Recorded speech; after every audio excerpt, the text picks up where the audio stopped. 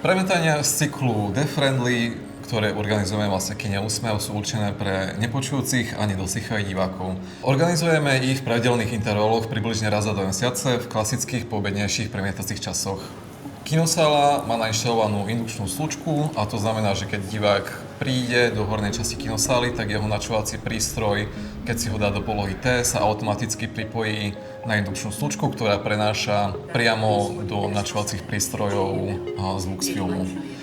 Filmy obsahujú titulky pre nepočujúcich, ktoré okrem dialogov obsahujú taktiež všetky popisy zvukov, ktoré sa vo filme nachádzajú.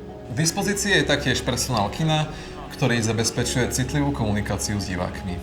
Spolupracujeme taktiež s rôznymi organizáciami, ktoré pozývajú tieto zraniteľné skupiny vo forme špeciálnych pozvánok, ktoré sú v slovenskom poslunkovom jazyku.